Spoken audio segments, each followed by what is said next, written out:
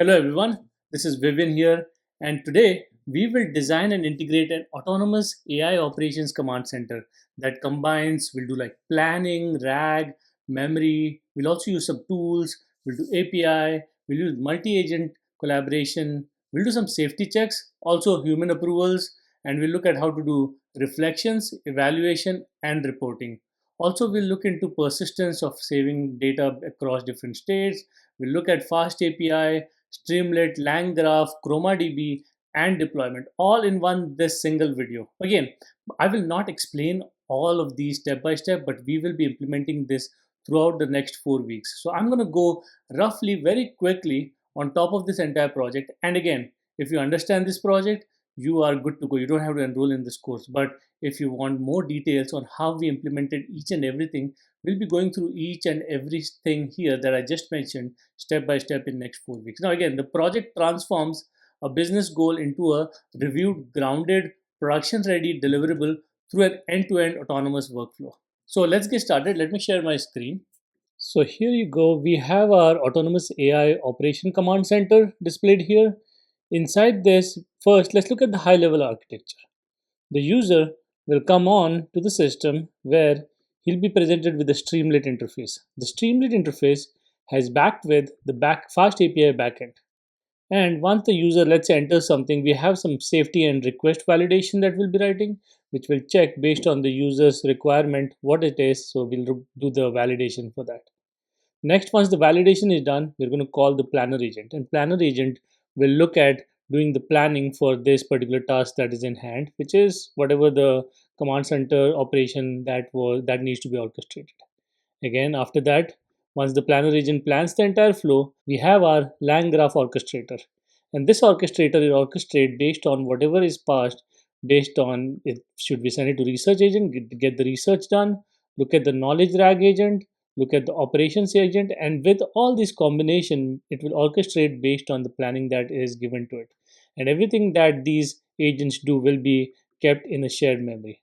And once that is completed, once the entire orchestration is done, entire whatever the planning needs to be, whatever the operation needs to be done, which was specified by planner agent, will next go to the writer agent. So it will take the data and it will create a nice documentation based on what it found or what these agents found.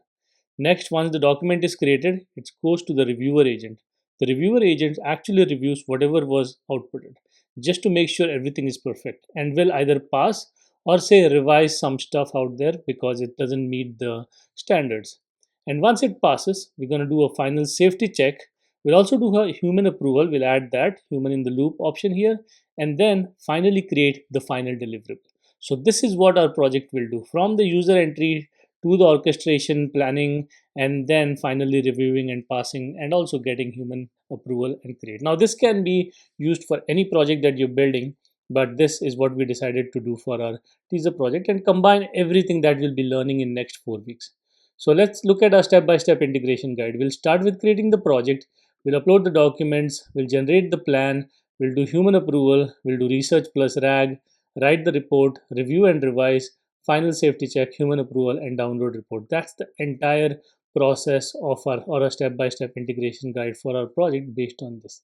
So I'm going to go ahead and close it. As you see, I've created a folder called as teaser. Inside that I have nothing. So first step is to create our project. A project, we'll call it autonomous underscore AI underscore command underscore center, just to give a nice name, autonomous AI command center. So that's the project that we're building. So I'm going to go ahead and open a terminal. Now again, I'm using Visual Studio Code here, and that's what we'll be showing you how to use later on, and also go into detail of each and everything. But in this particular project, we're just going to go on top of just the entire process, not in detail of everything. Details will be followed in next 4 weeks. So I'm going to go here and make sure that I'm in that folder, autonomous, clear it out, make sure I'm there. So make sure you're here. Again, I'm call it terminal, you can call it command prompt or whatever you want. Next, Python or Python 3, depending on what you have installed. I'm going to create a virtual environment. A virtual environment, it just helps me to keep all my packages and all the installs in one single place. This is how you create a virtual environment, which will create a venv folder inside here, inside this particular project. So I'll have to go and activate it. I'll say source V activate, oh sorry, bin activate. Now this is the only command that will be different depending on what machine you're using. For Mac it's source vnv slash bin slash activate. For Windows it will be vnv slash scripts slash activate. So depending on which machine you have, you'll have to use a different command for that. But again, I expect you to know how to create virtual environment. If not, we'll probably cover a little bit about that in our projects too. So next thing, let's create our folder structure. So inside here, as you can see, I just have this autonomous AI with all the bin include. This is all part of our virtual environment that is created inside here. And also make sure that you are inside that V folder just to make sure that you're there. So I'm going to go ahead and create all the folders that we need other than these ones that are automatically created for our environment. So let's look at all the folders that I've created. If you see, I've created a bunch of different folders. We went with only the VNV with the basic stuff in there, but I have created the environment file here where the environment variables are saved, readme and requirements.txt file. Now we've explained this later again and again in the projects, but let's look at the different folders that we have here. We'll start with agents, and inside agents we have the Python files for all the agent code. Inside here all of them are empty right now. We'll probably create it, but these are the different ones that we need. Knowledge, operations, planner, research, reviewer, safety, and writer. These are the different agents that we have mentioned earlier. For API, fast API, we have the routers where we have approvals, documents, projects, and workflows. And inside here, I have dependencies.py and main.py. These are the different API calls and functionalities. Fast API, we're going to write inside here. Next, we have core with config.py, exceptions.py, and schemas.py file. Next, which is configurations and schemas and also exceptions we'll write here. Next, we have data. For that, we have for ChromaDB, we have Chroma folder. For reports and for uploads, we have multiple folders here. All of them, again, everything that I'm showing you is empty. Just the folders and files have been created.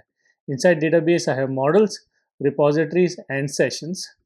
We have for graph nodes, different nodes that we'll be creating, routing, how the routing works in the lang graph, the runner, the state, and the workflow.py. Inside LLM, we have base.py, factory.py, Olama provider, and OpenAI provider. These are different files that we'll be using for LLM.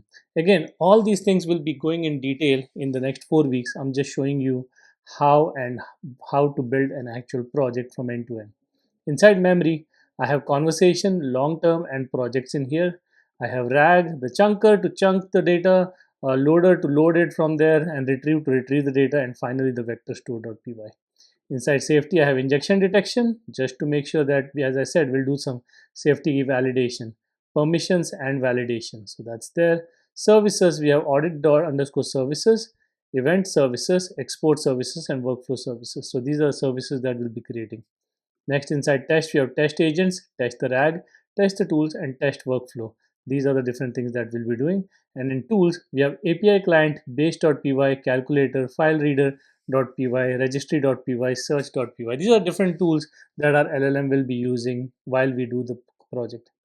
And then we have UI. For our UI, Streamlit UI, we have API client and the Streamlit app.py. And the virtual environment which we created. Since we are inside the, let me open the terminal. Let's see, I think it should be already open. I'm going to close this. Okay, yeah, we are inside the VN environment. I should not be in the CD. I should be in the autonomous AI. So make sure you're in this folder and inside this here. This is where we'll be starting running our code a little later, but for now I'll keep it at the bottom or keep it even hidden for now because we'll be starting writing our code here, and I'll be writing snippets in here and explain as and when we go through this. Now, first thing that we need to do is we need to get our requirements or all the packages that we need. Again, I'm just going a 30,000 overview of the entire project. We'll not be doing each and every line of explanation in this particular project. All the explanations are done in next 4 weeks. So I'm just going to go over quickly with this project. So again, the packages that we need. Let me paste it here. Fast API, UVCon, Python multipart, Streamlit, request, HTTPX, Pydantic settings, SQL Alchemy, ChromaDB, sentence transformers, PyMu PDF, LangGraph checkpoint, SQLite, Olama, Python dot environment, pandas, and pytest. So these are some of the libraries or packages that we'll be using. I'm going to go ahead and install these by saying, so let me make sure it's saved. Make sure it's saved, and then I'll say pip install dash r, and this file is requirements.txt. So it will make sure that all our libraries are installed that we need for this particular project. Our next step, I mean, it will take some time. Our next step while it's doing this is to make sure to create the environment variable. So environment file. Inside this will add all the different environment variables that we need. I'm going to move it a little bit bottom, let it do its stuff. And while it's actually completely close it, we don't have to see this. But then for the environment file, what we'll do is I'll start with the app name and the app environment, Autonomous AI Command Center. Environment is development. Next, I have model provider. I'll be using Olama. Of where the Olama is, I'm going to use Llama 3.2 or 3.1 for this particular case, depending on whatever you have installed. Next, I'm going to create the database URL as SQLite command / dot / command center .db, where my database URL is. Checkpoint database is checkpoints.sqlite. I'm going to give my chroma db path, which we have created data inside chroma, upload path, report path, and then finally maximum upload MB 20, maximum review cycles 3, minimum review is 85. So that review process that I mentioned during the explanation of architecture, I'm going to do only 3 reviews. More than 3 reviews is not needed. But again, depending on how you want your project to be done or your requirements, you can change that. And again, minimum review score, it has to have a score of 85 to pass to go to the next level. I'm going to go ahead and save my environment file. While that is saved, let's look at is our, yeah, looks like all our packages have been installed. I'm going to go ahead and clear it out and keep it at this point here. Now, as you see here, I'm using Llama 3.2. I can always check. Let's check what version I have. Olama list. So I have Llama 3.1 colon latest.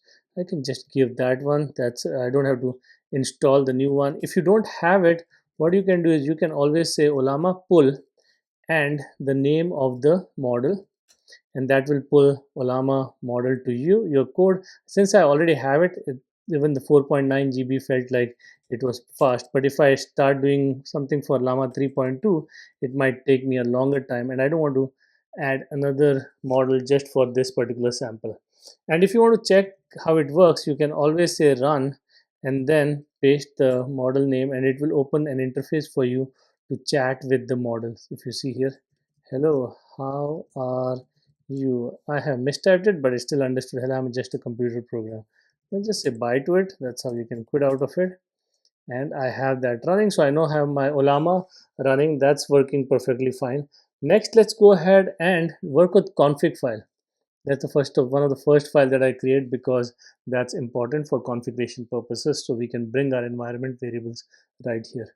So let's start with the imports where I'm importing LRU cache. We are importing the path, and then we are importing base settings and settings config dictionary from Pydantic settings. So that's our imports. Next, I'm going to create a class settings or base settings and get the app name string as this one. If you see, I'm manually adding it here, but then I'm going to say model config, setting config dictionary, environment file.env, and anything extra ignore. So I am setting these as default here right now. If it works, it doesn't work, I'm going to get that from the environment file. That's what I'm doing here. Next, I'm going to say create dictionaries. This will, create directories. This will create my chroma path, upload path, and report path if they don't exist. And then finally check if they exist or do not exist. If not, I'll probably create those folders.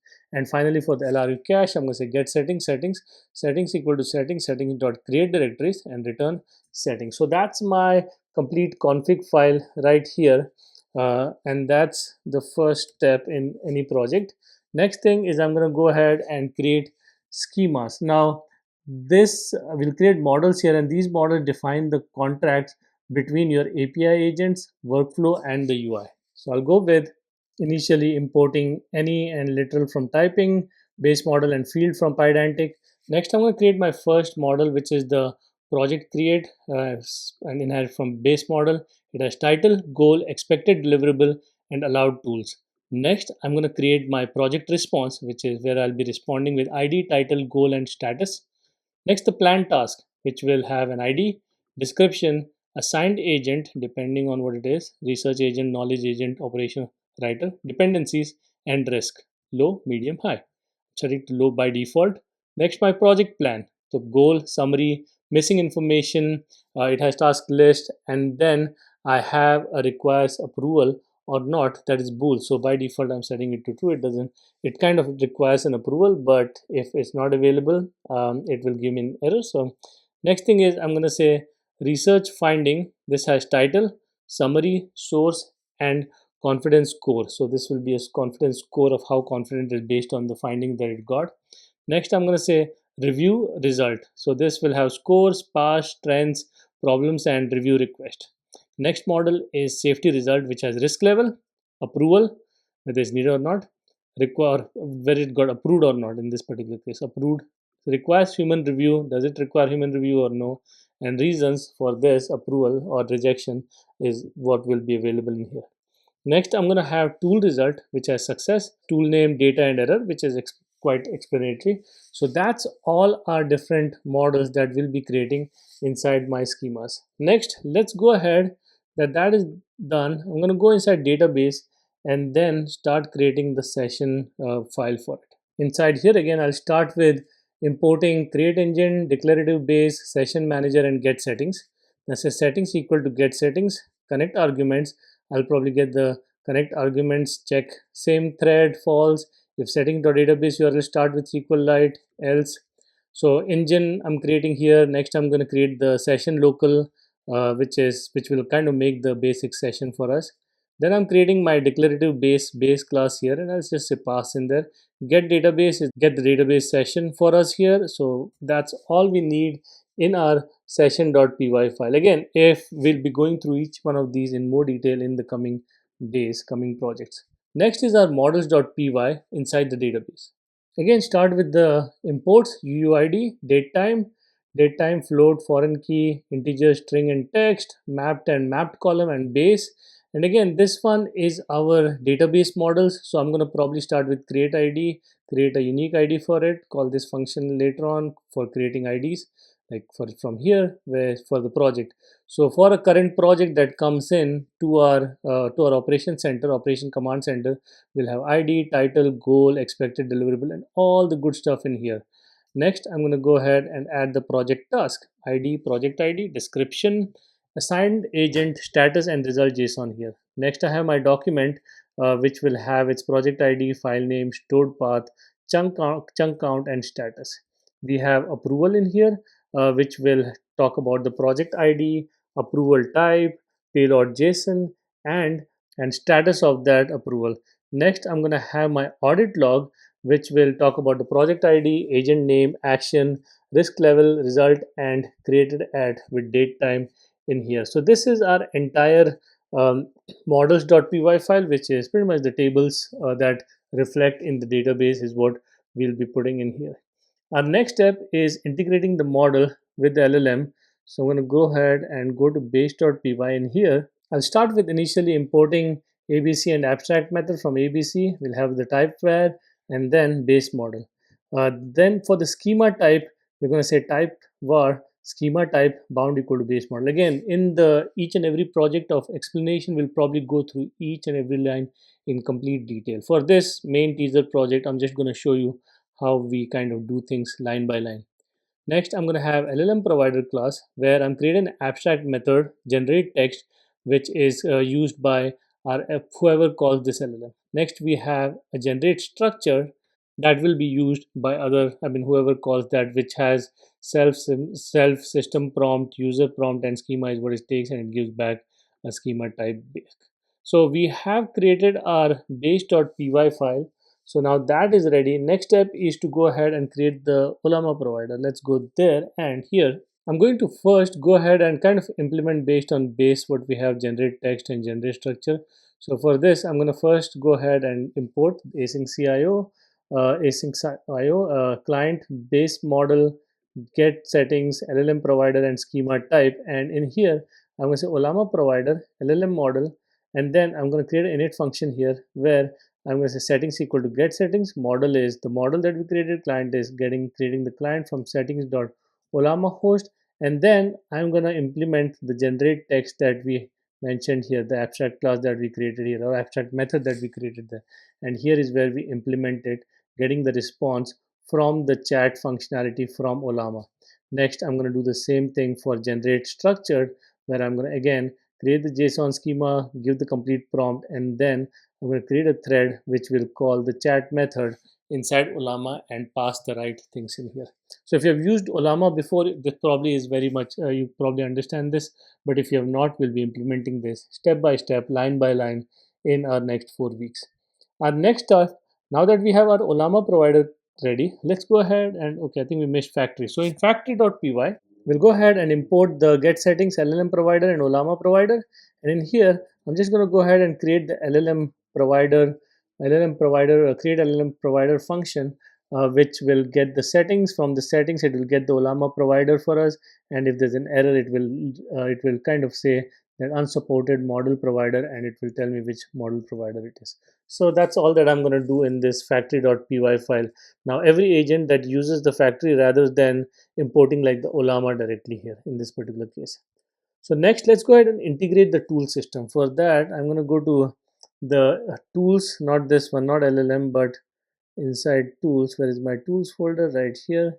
So this are base.py, and I'm going to do something similar that we did with LLM. For this, first, I'll start with importing the abstract method ABC, and then any, and then tool result from core.schemas, and then just create one abstract method which is execute in this particular case. Name, description, and risk level is what it takes, and that's what I will be doing. So that's pretty much simple and straightforward. Next, I'm going to create the registry. So I'm going to go ahead, go into registry, and inside registry, start with importing the any tool result and agent tool. Then I'm going to create my tool registry class here. I'm going to initialize, register, and then create a get function for this, and then make sure that I get the tool that is registered with it based on the tools that we have, and then implement the execute function that we have added in the base tool. And here I'm going to check and make sure that we return back the right, execute the right tool that is available. So that's my registry.py that will be called by whoever calls it outside this particular method. Next, I'm going to create the safe calculator. So that is inside my calculator, and here I'm going to start with first importing like AST operator, any tool result, and agent tool. And then I'm going to go ahead and create my operators, operator.add, subtract, multiply, true division, power of something, and negation of something. And then I'm going to go ahead and create the calculate mode class, mode function, which will make sure that my calculate mode is initialized in this. And then I'm going to create the calculator tool. Say its calculator description is safely evaluates basic arithmetic mathematical expressions. Risk level is low, and then I'm going to implement the execute function, the abstract class that we have for this. And then here I'm going to make sure, depending on what the tool is it's using, it will evaluate and give the right result back to whoever called this tool. So that's about our calculator tool. Our next that we're going to do is integrate RAG. So for this, we'll create a PDF loader. So I'm going to go inside RAG, close this, go inside RAG, and go inside loader.py file. And inside my loader.py file, start with importing path and importing my PyMu PDF, and then write the function to load the PDF based on the file path that is given. And this will use the PyMu PDF to open the file, get the text from the pages, and then append it into the pages and return the pages back to whoever called this. So that's basically my loader.py that loads the PDF file. Now, once the PDF is filed, I want to chunk the PDF. So I'm going to use the chunker, and inside chunker, I will directly write the function, nothing to import here, chunk text, which takes the text, chunk size, and overlap. Overlap is important just to make sure that the context stays in the next chunk. That's why we are like, let's say if I say A, B, C, D, E, F, G, H, I, J, K to Z, I'll say the first one is like, let's say 900 character ends at A, B, C, D. Then overlap, I'll say in the next chunk, I'll not start with E, but I'll start with C, D, E, F, G, something like that. So it has some overlap between different chunks. That's what I'm trying to do here. So I'm going to make sure the logic is here, and then I'm going to go through the entire text and chunk them and return the chunks back to whoever called this particular function. Then that's what our chunker does.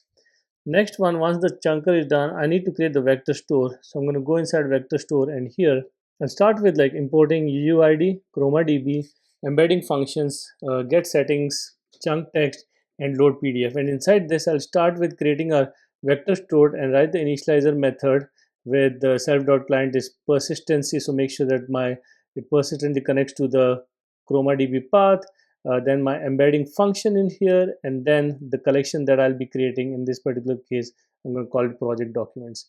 The model that I'm using for embedding is all mini LM L6 V2. That is part of your embedding functions. It's part of ChromaDB. Next, I'm going to create the ingest PDF function, which will take self, the current object, project ID, document ID, and the file path. And inside this, I'll get the pages from load PDF function that we wrote earlier. You give me IDs, documents, and metadata. And then for each page in pages, I'm going to go ahead and chunk it, and then probably make sure I'll add the metadata for with project ID, document ID, file name, page, and chunk inside there. And then I'm going to make sure that I create the entire documents and have it available. Next, search.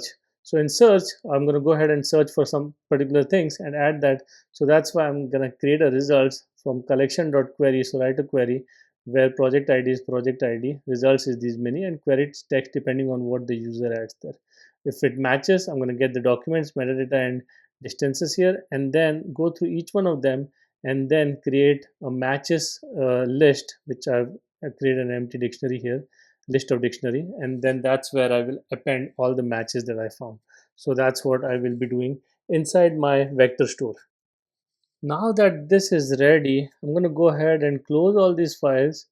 Again, close all, start empty, and then in now next step is to building the agents. So for that, let's close this, and inside agent, let's start with the planner.py. Again, every single file here is empty and we are starting from scratch. If you want the completed project, it's in the resources for this particular video and you can fetch it there. So here I'm going to create the, as I said, planner.py, the agent. So start with importing our project plan and LLM provider, and then create my planner agent here, where I'm initializing it first and writing the initializer function, and then I'm going to create the plan. So here I'm specifying how to create a plan. You're a project planning agent, so this is my prompt. Break a complex goal into clear ordered tasks. Only assign tasks to these agents, only assign these tasks to these agents, which is research, knowledge, operations, and writer. So these are different agents that we'll be creating. Identify dependencies and risk, and do not perform the task yourself. So sometimes what happens is LLM might just go and create a task for a task itself or solve the problem. So I don't want it to be done by himself, by the planner. I want it to give it or delegate it to someone else. This is more like a super agent. So say goal, available documents, allowed tools, and I pass the goal that I've received, available documents that I have, and allowed tools that I can use from my tools. And then I'm going to return that back to whoever called it. So I'm going to go ahead and save this. So this is my planner agent.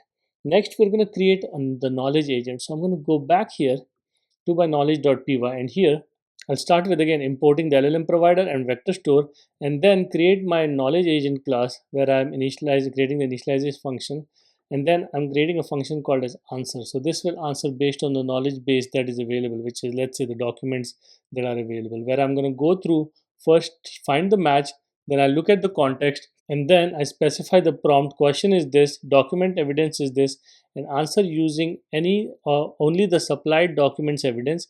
Cite the file name and the page number. State clearly when the evidence is insufficient, and then get the answer from the LLM based on these things that you have provided, that the prompt that you created. And then I'm going to say return answer and sources. Again, I also specify the system prompt where I'm saying you are a grounded enterprise knowledge agent. So that's what my knowledge agent looks like. Once this guy is done, I'm going to go ahead and build the research agent. So I'm going to go to research.py, and inside here I'm going to start with importing abstract method and ABC, and here I'm going to create the search provider class, and I'll create an abstract method which will be implemented whoever is going to use this research model for with the search functionality, and that's where that will be implemented. So I'm going to leave it here. What the agent workflow is like, the research task generates like 3 to 5 focused search queries, and then it calls the search provider, and then it will remove the duplicate searches results, and then summarize each source, and it will also go ahead and separate facts from interdependencies, and finally save the URL and source title. So what it does, store every source with the finding, and do not save like only the generated summary in this particular case. So now that my research.py is done, let's go ahead and build the writer agent. So writer agent is going to write everything. I'm going to go here and going to go and write the writer agent class here and initializer function here first. Then I'll say write report, and inside write report I get all the different parameters here, and then I say create a professional business report with this is the goal, this is the internal findings, the external findings, tool and operational results. We create the previous reviewer feedback, and then I'll say required sections are executive summary, objective, methodology, internal findings, external findings, opportunity analysis, risk, recommendation, implementation roadmap, and source. And I'm saying do not invent facts. And then I'll finally say label the uncertain conclusions. And that's what I'll pass back based on this writer agent that we have created. Next, after the writer, we have reviewer.py. And inside reviewer.py, and this is the one that will review the work that writer has done. So go ahead and first import like the review result and LLM provider. And then I'm going to create the reviewer agent here with the initializer function and then the review function. And inside this, I'm saying evaluate the report against the original goal report and score the report using relevance 20. So I'm giving percentages 20%, 20% for completeness, 20% for evidence quality, 15% for logical consistency, accountability 15%, clarity 10%, total 100% based on that score the report. The report passes only when it scores at least 85. We have already specified that in the environment variables, but this I'm specifying here again to the model, to the Llama model that I'm going to call. Next, now that I have my reviewer agent ready, let's go ahead and build the safety agent. Now this we'll use the safety agent before planning, before the external actions, and before final delivery. It should like kind of return like a safety result object and never directly perform an action. We can do example checks like does the request contain sensitive personal data? Does it request a destructive action? Does it attempt to override system instructions? So things that you need or want to check, you can add it here. So I'm going to go ahead and keep that in mind for now, but let's go ahead and integrate everything with LangGraph. So for that, I'm going to go inside, where's my graph folder? Inside my graph folder, I'm going to go ahead and install state.py. I'm going to add import operator, annotated, any, and typed it. This will be imported from typing. And then here, I'm going to say agent state. Now, agent state is something that is shared across all the different agents where it kind of creates the state of the current project. So it's a project ID, goal, allowed tools. I have the plan inside here. The result from research, from knowledge from operational, and then my draft report. So all these different variables that we need throughout the system will be added here. Next, let's go ahead and create. So I'll save this and let's create the graph nodes. So for that, I'm going to go inside nodes.py and inside here, import everything that we need, that is interrupt from langgraph.types. I need knowledge agent, planner agent, reviewer agent, writer agent, get settings, and agent state that we've created. Next, I'm going to go ahead and say workflow nodes. What are my workflow nodes? How does it work? So for initializing, I'm going to say planner equal to planner, knowledge equal to knowledge, writer, reviewer. I'm going to kind of assign them to all the different parameters that I have. Next, I'm going to call the create plan function, which will actually call the planner agent and call its clear create plan function and go through that and then give me the plan, the current task index, and review cycles. Next, I'm going to go to the approve plan where I will get the approval plan from it, where I am passing the self object and the state. And then inside here, I'm going to get back type, message, and plan depending on the interrupt, or plan approved if its plan is approved. Then I have the retrieve knowledge here. This function will make sure that it will retrieve the knowledge that is available and pass it back. Next, I have the perform research. This will perform the research and give me back the research. Now, I have added this as a placeholder and I have specified replace this with the research agent call. Next, I have my perform operations. Again, I'm just going to keep it empty right now and then say call it with just like how we did before. We can do that. Finally, write report here. I'm going to add the report code here where I'll get the report and then return it back as the report that was created. And then I'm going to go ahead and create the review report function that we have that will review the actual report that is created. Then we have approval of the final report. This function will make sure that the final report is approved, and then I have the complete final report is state draft report. So this is the final step. That means the final report has been produced for you. So I'm going to go ahead and save this. So this is my entire nodes that are available for the LangGraph orchestrator to orchestrate between the models. Next, I to write the routing logic. So inside here, I have routing.py, and inside routing.py, I'll first import get settings agent state settings and write a bunch of functions here. After the plan approved, that's the function. Next, I'm going to say after review what to do, and after final approval, where do you have to go after all these steps are done. So these are different steps that I'll add for routing of where to go depending on what happened before it. Next, let's go ahead and build the graph. So for writing the graph, I'm going to use workflow.py.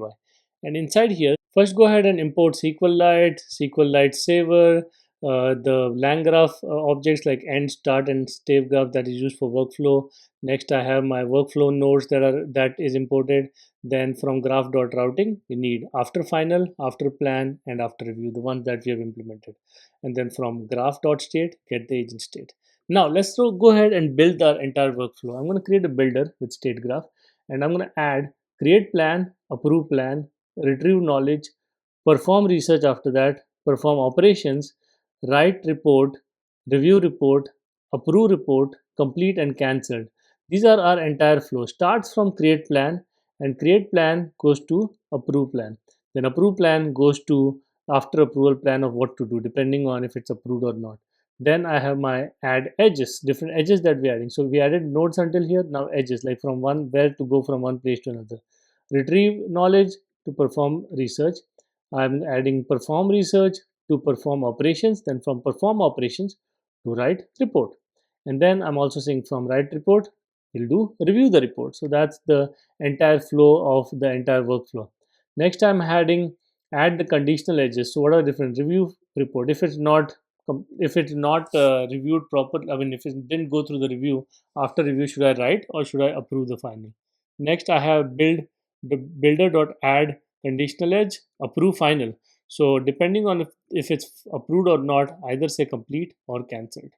And then edge for complete. When it's complete, I'm going to end. If it's cancelled, I'm going to end. So that means the workflow ends over here at the end of it. So the orchestrator knows that I'm done with my task, with whatever task was given to me, and end there. So I'm going to say connection equal to SQLite connect. I'm going to connect to the database, and I'm going to get the check same thread equal to false.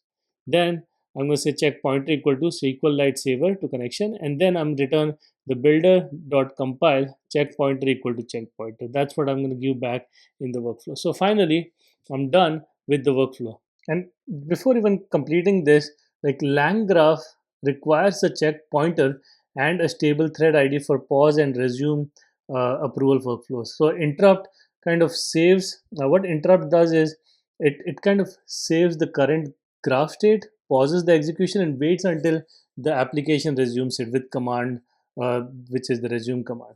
So SQLite check pointers are intended for like local workflows, or Postgres back check pointers are the appropriate upgrade for production in your case. I use SQLite just for tutorial purposes. Next, let's go ahead and do the workflow runner. So for that, I'm going to go to runner.py, which is right here. First, start with importing command and agent state, and then I'm going to create the workflow runner where initialize it. I'll have the start state where it starts. What are the initial project variables? I'm setting everything to empty as you see. Create a new project ID, goal, and allowed tools that are available for it. Return that back. Then, if resume is called, I'm going to give the config parameters here and return the graph invoke command based on that. And then finally, the get status. If you want to get the status of how your runner is doing, you call this get status, which will give you the graph's current state and config passed inside it. So now that is done. So our entire lang graph is done. So then we can go ahead and integrate fast API for it. So I'm going to go ahead and close all, and then makes to integrate. I'm going to go inside API and then main.py, and inside main.py I'll start with importing our fast API routers, approvals, documents, project views, workflows, and we'll also get settings and base and engine. And then start with settings, and then create the base.metadata.create all bind engine. Then here is where I create the first API. Here I'm saying API name is settings.app name. If you remember the app name that we've created, it is the command center. So that's what it will take. Version 1.0.1, sorry, 1.0.0, depending on how you want your versioning. And then I'm going to add the different routers. I have my projects router, documents router, workflows router, and approvals router. And then create my endpoint for health, which lets you check if your endpoint is healthy or not. So that's what I've added here. So that's to start with. And then if I want to run this fast API, I can just say uvcon space API dot main of where the folder is, and inside that the app name, which is app dash dash reload. So let's run this, and once it runs it runs our server up and will probably give us a uvcon server or fast API backend.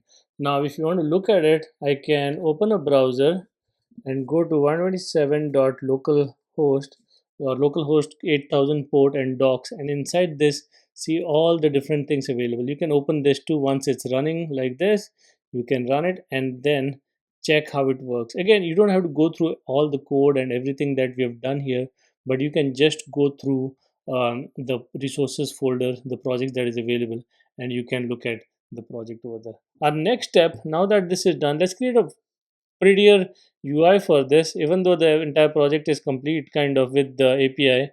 But I'm going to close this here, clear it out, and then create the Streamlit website for us. So for that, I'm going to go inside UI and API client. And inside my API client, I'll create my entire project here where I'm going to say import request and then class command center API, my URL for it, call the create project, which will create the project. That's the function. Upload documents. This is to uploading documents, and it will get the documents and see if the documents are fine. Run project. This will for running the particular project, and finally the approve method, which will be used to make sure that when the approve button is pressed, what should it do for with the documents that have been uploaded. So once this is done, I can go to streamlit.app, and in here I'm going to go ahead and create the enter interface. So in here I'm going to get the Streamlit, I'm going to get the command center API, set the page title, layout of what I want. I want a wide layout, command center API, and then give all the different parameters of how what all should go on that particular page. You can go through this, and we'll be doing this line by line, word by word in our following weeks. But what it does is this gives me all the different document, workflow page, approval center, all the different pages it creates for me automatically just by writing these functions. So make sure this is ready. Once this Streamlit is ready, let's go ahead and close these files.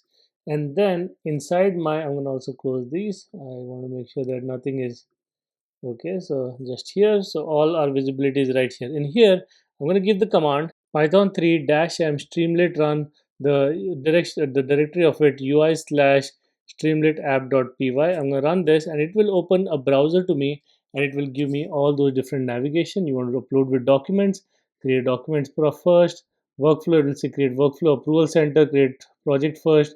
So again, create project, documents, workflow, approval center, everything is done. My entire project is complete based on the files that I've created here and built through it. But we'll be doing this and much more in our project, and we'll be designing a lot of different projects every single day for the next 4 weeks. And every day we'll come up with a new project for you to play with, and we'll be learning all of these things in step by step in this project. So again, if you have any questions, if you want to enroll, I'll see you in day one. And if you have any other questions, let us know and we'll get back to you.